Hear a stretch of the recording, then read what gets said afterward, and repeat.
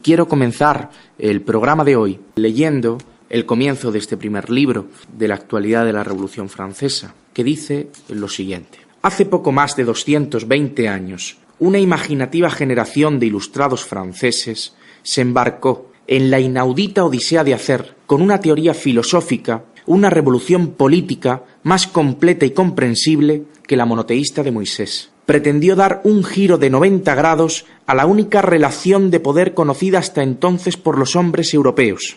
La revolución astronómica, sentido propio de la palabra revolución, de transformar la verticalidad del mando en horizontal obediencia, cambiar la sociedad entre iguales, con relaciones de poder sobre el inferior en todas las escalas sociales, por una sociedad de iguales, sin más relaciones de poder que las establecidas en las leyes que ellos mismos se diesen.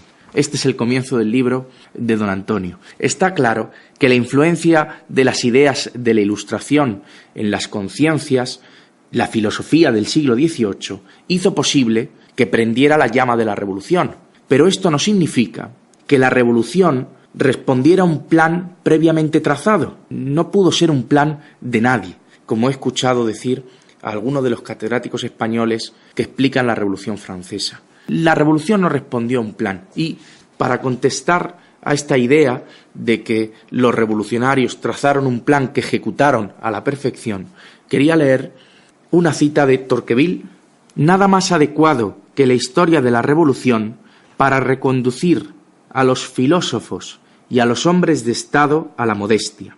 Y es que jamás hubo acontecimiento más grande, traído de más lejos, mejor preparado y menos previsto. Creo que esta es la clave para entender lo que quiero explicar al principio. La Revolución Francesa fue preparada, pero no fue prevista. Es decir, las ideas de la Ilustración influyeron decisivamente en que pudiera existir la Revolución Francesa, pero eso no quiere decir que los acontecimientos que se desarrollaron a lo largo de la Revolución pudieran haber sido previstos o estar determinados de antemano. Y esto es así porque el azar estuvo presente en estos acontecimientos, algunos de ellos de muchísima importancia. Don Antonio cita la toma de la Bastilla como uno de los ejemplos claros en los que el azar fue decisivo, porque nadie había pensado de antemano que se iba a tomar la Bastilla. Era una prisión prácticamente abandonada.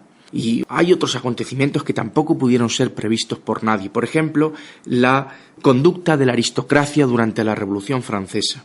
Y antes, es decir, la aristocracia quizás fue el primer motor que dio el pistoletazo de salida a la Revolución Francesa. La aristocracia se negó a acudir en la ayuda de la monarquía cuando el tesoro público estaba en quiebra. Una de las razones, de las causas de la Revolución Francesa fue la necesidad de la convocatoria de los Estados Generales.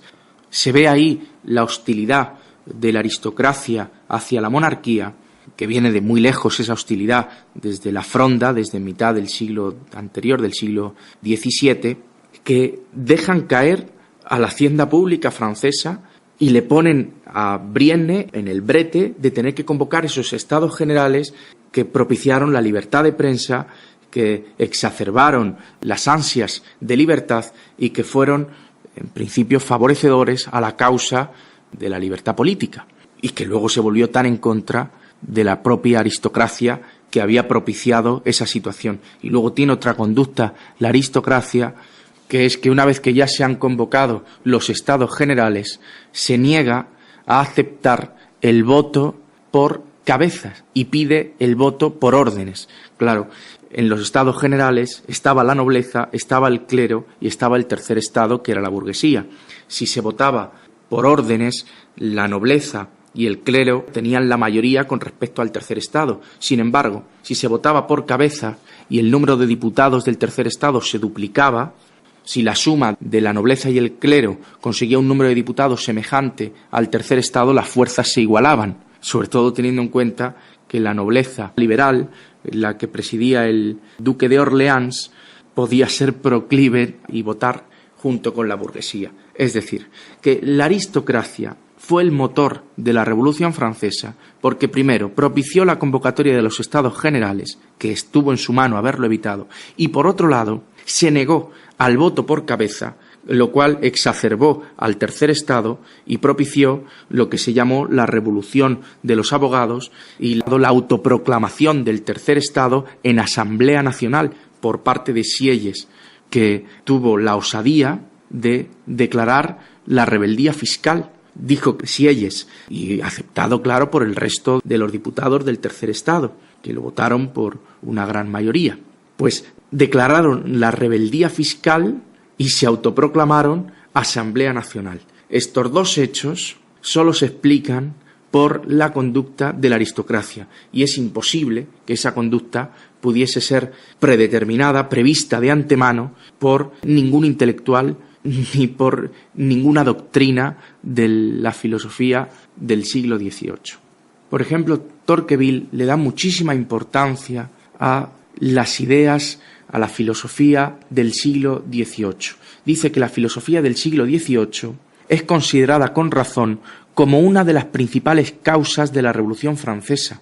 Fijaos lo que llega a decir, dice, sus doctrinas conforman su sustancia, la sustancia de la revolución. Son, en relación al tiempo, lo que de más fundamental, de más duradero y cierto hay en sus obras. Esto lo dice Tocqueville al inicio de su obra El antiguo régimen y la revolución. Don Antonio recoge muy bien al comienzo de Teoría pura de la República, del primer libro que es Actualidad de la Revolución Francesa y que se va a volver a editar bajo el título El sentido de la revolución, recoge muy bien las ideas que subyacían en los acontecimientos revolucionarios. Lo que pretendían los revolucionarios franceses, dice don Antonio en la página 19, era que la ley de la voluntad general, tan universal como la de la gravedad y la del mercado, tan exacta como un teorema matemático, conduciría a la felicidad política en la tierra de promisión de los comunes, del mismo modo que las leyes de la naturaleza llevaban al conocimiento científico de la verdad. Y dice don Antonio, para el optimista filósofo y matemático Condorcet, una buena ley lo es para todos los hombres como una proposición es verdadera para todos. Esto no es el pensamiento de don Antonio. Lo que aquí don Antonio recoge es el pensamiento de los revolucionarios franceses. Don Antonio cree que una ley lo que hace es resolver un conflicto de intereses. Para Condorcet, fijaros, una buena ley lo es para todos los hombres como una proposición es verdadera para todos. Y también quería leer lo que dice don Antonio en la página 14. La nueva mecánica ya había logrado el consenso de la comunidad científica por la evidencia de la fuerza de gravedad que equilibra el mundo físico. La nueva economía de la Ilustración escocesa estaba alcanzando rango de ciencia entre sus cultivadores, porque la ley universal de oferta y demanda parecía regular el equilibrio del mundo económico. ¿Por qué dudar de que un mismo consenso también pudiera tener vigencia entre seres racionales tan pronto como acertaran a fundarlo en verdades evidentes por sí mismas? Sobre los derechos naturales del hombre y en la ley de una razón universal que los ordenara y equilibrara en el mundo político. Este es el resumen de las ideas que propiciaron la Revolución Francesa, que fueron causa, como dice Tocqueville, de la Revolución Francesa. Pero que añade Tocqueville que una cosa es que la revolución se preparara, que hubiese un pozo anterior de ideas revolucionarias, y otra cosa es que se pudiese prever el curso de los acontecimientos. Eso es otra cuestión.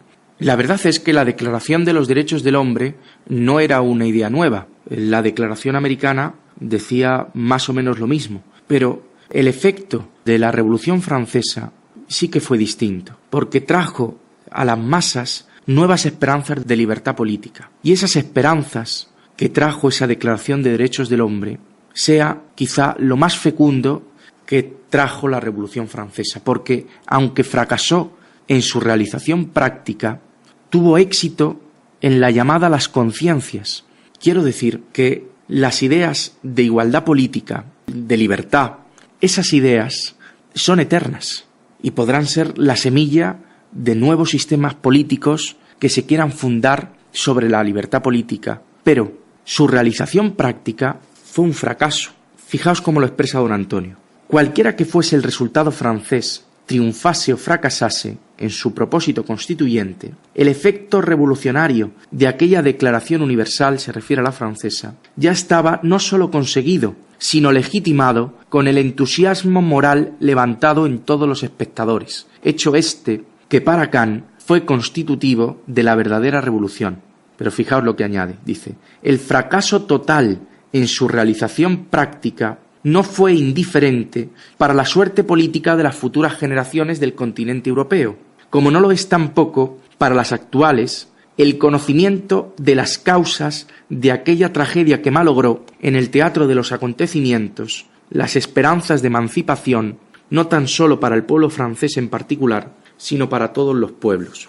Por eso dice que no hay empresa intelectual de mayor interés que la de indagar la causa primordial del fracaso constituyente de aquella Declaración de Derechos del Hombre, que efectivamente don Antonio dice que fue revolucionaria, pero que fue inoperante en las constituciones europeas que dicen o creen inspirarse en ella. Nos preguntamos que dónde estuvo entonces ese fracaso.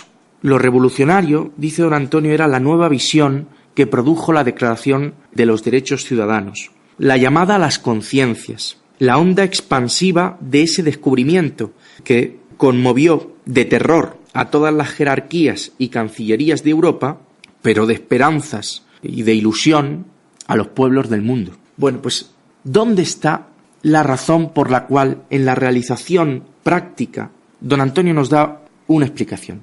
Dice, si los americanos utilizaron la elevación moral para vencer, se refiere para vencer a los ingleses y para construir en la guerra de la independencia y para construir después un sistema político que sí ha traído la democracia formal a Estados Unidos durante tanto tiempo. Los franceses, dice, usaron la elevación intelectual para convencer. Los primeros pronunciaron arengas para entrar sin componendas en un combate decisivo del que salir victoriosos. Los segundos, los franceses, se enredaron con retóricas discursivas para salir comprometidos de un debate abstracto. Los colonos hicieron un llamamiento a la movilización popular. Los intelectuales, los franceses, invocaron más altamente a la razón para alejarse del pueblo. Los americanos sabían que la Constitución tenía que reflejar la modificación de la relación de fuerzas, una vez derrotada y expulsada la soberanía del monarca inglés. Los franceses creían que la realidad social y política sería reflejo natural de la Declaración de los Derechos del Hombre y el Ciudadano, porque ésta era a su vez el reflejo de la razón universal. Aquellos, los americanos, fueron realistas, estos, los franceses, ilusos. Los derechos naturales del hombre fueron para los americanos un medio de corregir los defectos de su primera Constitución. La segunda y las enmiendas de 1791 introdujeron el mando y la responsabilidad personal del sistema presidencial, junto con la idea realista de que todo poder abusa si no está frenado por otro poder. Ese es el sistema de separación de poderes de los Estados Unidos. En cambio, en Francia, los derechos naturales fueron la finalidad constitucional del poder legislativo, bajo la idea optimista de que por principio y naturaleza la sagrada asamblea de la representación popular no podía abusar de su poder y sólo emitiría leyes justas. El órgano, la asamblea, era tan sagrado como su producto, la ley. Bien, esta idea que caló en los revolucionarios franceses viene de Rousseau, del contrato social, y ese pecado de ilusión del que habla don Antonio, que cometió la Revolución Francesa, fue inoculado directamente por las ideas de Rousseau. Quería leer del contrato social del libro primero, cuando habla del soberano, y cómo Rousseau dice que el soberano, por ser quien es, nunca se equivoca. Quiero leer sus palabras literales. Dice, el poder soberano no tiene ninguna necesidad de garantía con relación a los súbditos, porque es imposible que el cuerpo quiera perjudicar a todos sus miembros, y como veremos a continuación, no puede perjudicar a ninguno en particular. Y fijaos cómo termina Rousseau. El soberano, por ser quien es siempre lo que debe ser. Tenemos que recordar que Rousseau, al menos en el contrato social, nunca aceptó la representación, nunca aceptó la separación ni la división de poderes, porque decía que el soberano, ante sí mismo, estaba en una posición igual que una persona individual firmando un contrato consigo mismo, que sería nulo, porque igual que nosotros no podemos comprometernos con una validez jurídica a levantarnos a las 9 de la mañana, porque si queremos lo podemos incumplir, no hay un tercero que nos pueda obligar, pues el soberano, cuando hace un pacto consigo mismo, cuando hace una constitución, tampoco, y no hay nada, ningún tribunal, ni otro poder que pueda impedir al soberano, que para Rousseau era el legislativo, pero un legislativo en el que no había representación, era todo el pueblo el que lo conformaba. Pues no cabía para él pensar que el soberano no pudiera actuar siempre de forma recta, de forma correcta. Esta ilusión de Rousseau se ve en otros libros de Rousseau, por ejemplo, en las Confesiones. Yo recuerdo cuando leía las Confesiones que en todo momento veías cómo Rousseau se equivocaba en sus decisiones pequeñas. Estaba enamorado de la señora Varens en una historia de amor curiosa, una historia en la que, bueno, la señora Varens tenía 10 años más que Rousseau, Rousseau quedó encandilado por ella y la señora Varens pues jugaba con Rousseau, y Rousseau fue escalando dentro de la casa de la señora Varens. La señora Varens le acogió a Rousseau, que era casi un mendigo, estaba en la mendicidad. Vagaba Rousseau caminando por Francia. La señora Varens le acoge y en esa casa la señora Varens tiene varios amantes. Y van falleciendo los amantes hasta que Rousseau se convierte en el número 1, en el hombre de la casa. Y Rousseau está enamorado de la señora Varens. Luego se termina casando con otra mujer, con una mujer analfabeta. Y cuando recuerda a la señora Varens, la recuerda con muchísimo cariño, la ve mayor y le duele muchísimo no verla hermosa como él la recordaba. Bueno, pues pese a que lo que él quería era estar en casa de la señora Varens, siendo lo que podríamos decir su marido, pues llega un momento que no se entiende por qué, sale unos días de la casa y cuando vuelve a la casa de la señora Varens se encuentra Rousseau que la señora Varens ya la ha encontrado sustituto y ya no vuelve a ser nunca lo de antes, y recoge la frase tan conocida de Rousseau de que cuando un hombre rechaza a una mujer la ha perdido para siempre. Dice Rousseau que lo aprendió en aquel momento. Bueno, pues digo que esa ingenuidad, sí, esa ingenuidad de Rousseau se ve en sus libros y se trasladó por admiración de los revolucionarios franceses a las ideas que fueron hegemónicas entre la clase dirigente de la revolución. El próximo día me gustaría explicar otro de los obstáculos, otra de las causas del fracaso de la Revolución Francesa, que fue por las condiciones subjetivas de los personajes más importantes de la Revolución. Pues analizaremos al corrupto y genial Mirabeau, analizaremos a Sieyes, analizaremos a Lafayette y analizaremos al Duque de Orleans. Y continuaremos en los próximos programas, quizá en orden cronológico, los acontecimientos más importantes de la Revolución Francesa.